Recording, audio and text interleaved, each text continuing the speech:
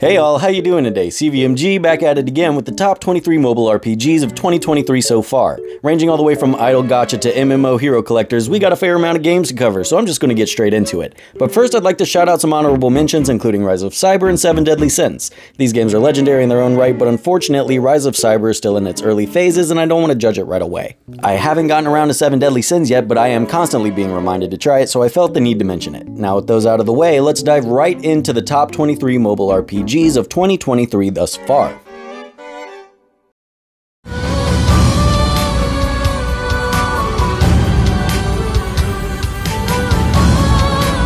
Starting the list off strong, Tower of God has taken the idle formula of today and combined it with their own rules. Whenever you set up parties, you can equip skills from characters not currently in your party. There's multiple idling mechanics where your units can go through waves, defeat the boss, and move on to the next level to increase the resources you gather over time. All in all, another essential link to the constantly evolving idle chain of games being released today.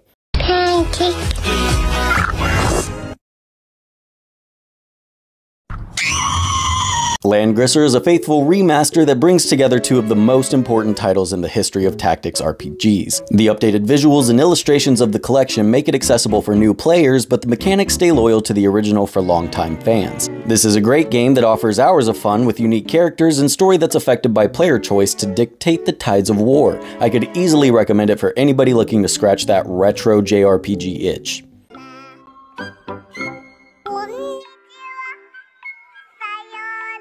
I would have deemed Epic 7 nothing short of a top 5 mobile game a couple years ago. In many respects, it's the cream of the crop in the mobile market, especially whenever it comes to its aesthetics, combat, and fair monetization. Certain design choices, such as the bountiful grinding it requires late game, add to its replayability. If you've never tried it, then Epic 7 is definitely worth a shot.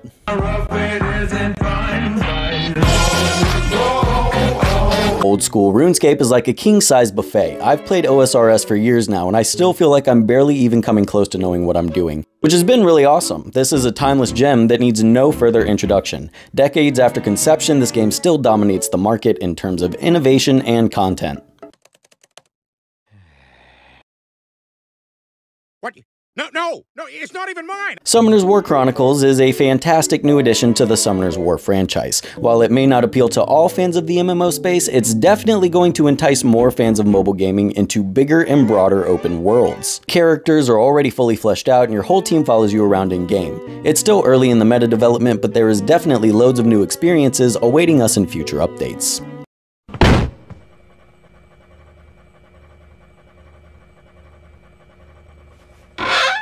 Path to Nowhere is a compelling tower defense RPG with stunning visuals that make collecting characters an absolute thrill. The stamina system can feel a little restrictive, but if you're looking for a new take on gachas and tower defense, it's definitely well worth your time. Those in search for meta-tactical combat will be pleasantly surprised with the skill ceiling here.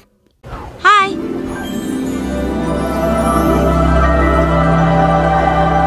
Bloodline Heroes of Lithus takes a common gacha trope and force fuses it to a large-scale marriage and descendant system. This is a great game that's constantly being added to with style. The new updates to the marriage system finally allows for tons of hybrids and stat boosts. Definitely a taste of what's to come in future games in terms of innovation.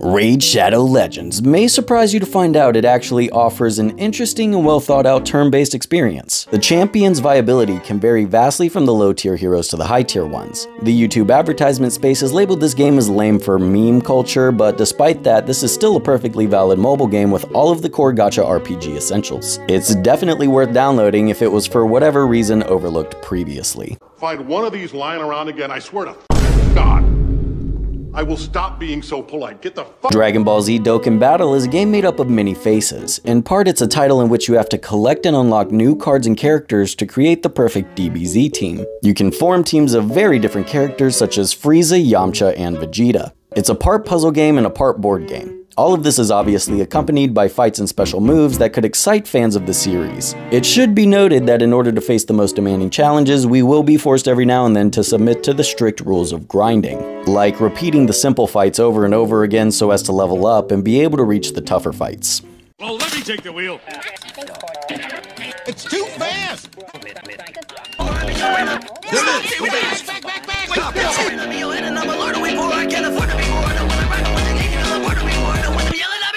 Eternal Evolution is probably nearing the peak of what we can achieve with idle games. The extreme attention to detail and in general the detail of gameplay is vastly superior to most other idle titles. The amount of playtime awaiting new idle fans is unsurmountable, but unfortunately I think after your 100th idle game this may still not be enough. But that doesn't mean it's not a great game offering an array of hero upgrading features.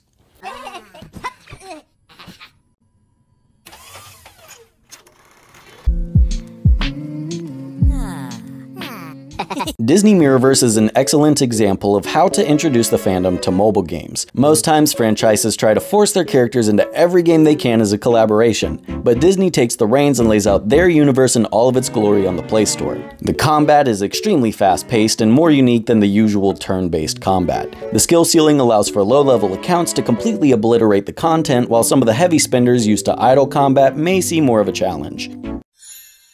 Enough of that. Go away, damn you! Oh, you're going to get it now!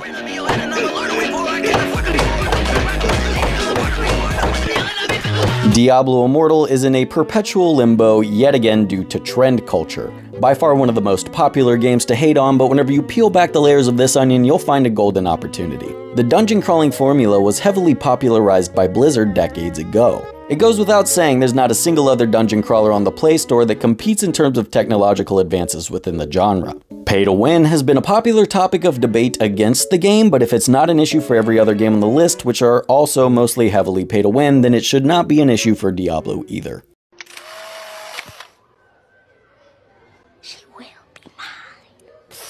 Let's get this out of the way. Genshin Impact and its beautiful expansive anime world clearly draw inspiration from The Legend of Zelda Breath of the Wild. From the art style to the stamina-based climb anything mechanic to the gliding, it's impossible not to be reminded of Link's open world adventures in Hyrule while exploring. But this isn't just some copycat, as Genshin Impact's fantastical world, wide array of diverse playable characters, and deep RPG systems are all unique and awesome enough to let it stand on its own 2 feet.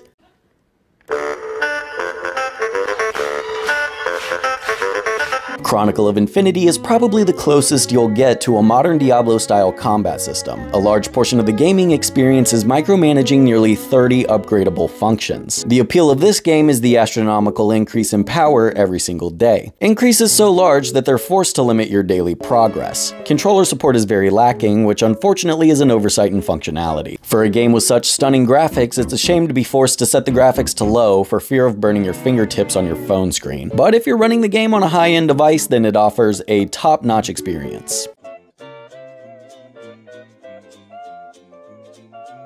Fascinating. With so many games releasing on the mobile market, you'd be hard-pressed to find one that offers unique features and stands out among the rest. However, every now and then we come across a game like Goddess of Victory Nike that breaks the mold and attempts to incorporate gameplay elements seldom seen on the platform. Case in point, this title combines 2 massive genres, shooters and gacha RPGs. This creates a distinctive experience where players can put together squads of powerful synthetic beings called Nikes. These characters are also divided into a variety of categories that revolve around their preferred weapon type. Specifically, there are 6 different weapon types in the game, allowing for maximum customization possibilities.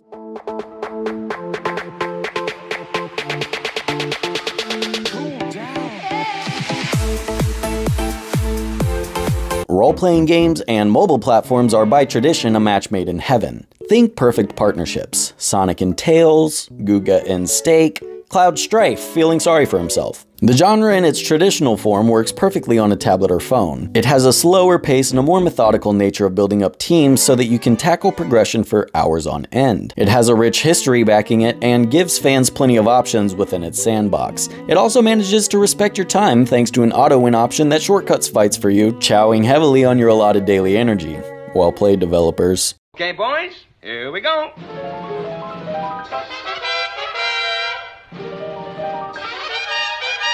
It's always a good thing whenever you rarely see people complain about paywalls in a game. AFK Arena really outdid themselves with the graphics and animation here. It reminds me of Disney-esque TV shows, which is a refreshing change of pace from all of the anime-themed art out there. Overall, AFK Arena may promote a casual vibe for players, but it's really anything but.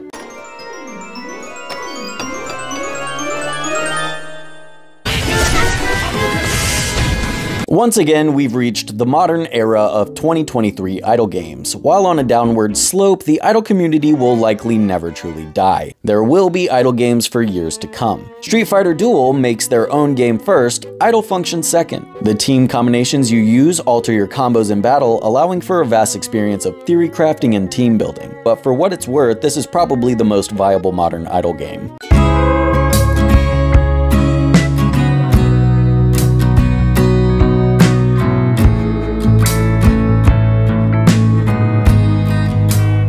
Gameplay loops in Cookie Run Kingdom. Building up your kingdom and fighting in battles. Your bit of the kingdom where your cookies hang out is something that you need to constantly be using to create more resources. Not only do you need to decorate, but you also need to drag cookies around, assigning them roles to create new resources. This allows the cookies to play on the stuff that you put down. Developing your kingdom actually unlocks more stuff to do, and there's a lot. There are many new areas to unlock and adventures to undertake.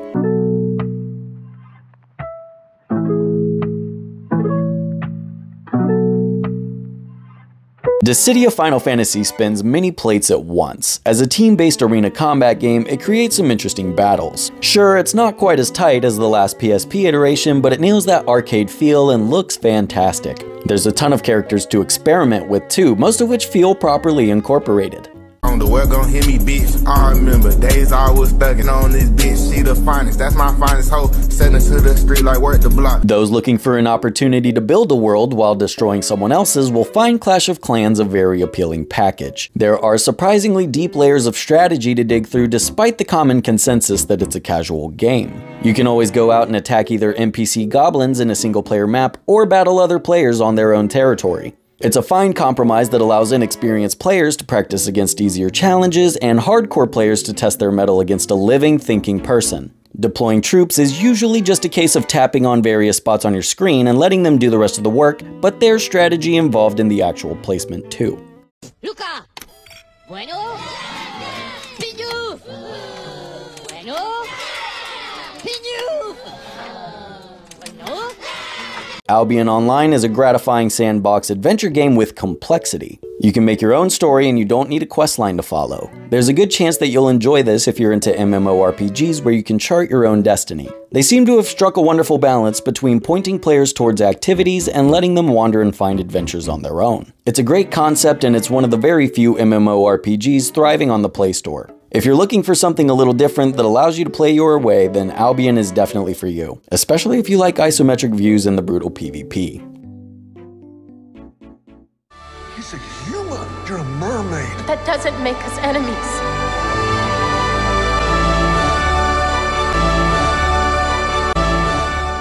If you didn't see this coming, then you must be new here, so welcome to mobile gaming. Now go download Summoner's War. While every game has something to offer, Summoner's War offers it all. Here we have, and I mean this in the most literal sense, over 1,000 monsters with entirely unique battle kits, complex gear systems involving runes and artifacts with fully customizable microstats, bosses designed for every aspect of team building available, live arena combat where your opponent actually plays against you like a fully fledged esport, massive replayability for the insatiable grind fiends, idle functions before idle games were even a thing and not as a main feature, as a small bonus function, a full town building simulation, community functions including chat and guilds that are borderline perfect, allowing you to chat at any and all times, rare elemental monsters that are not just trophies but rather completely viable options, upgrade systems that don't lock a single upgrade behind a paywall, and all of it's entirely available to you for free.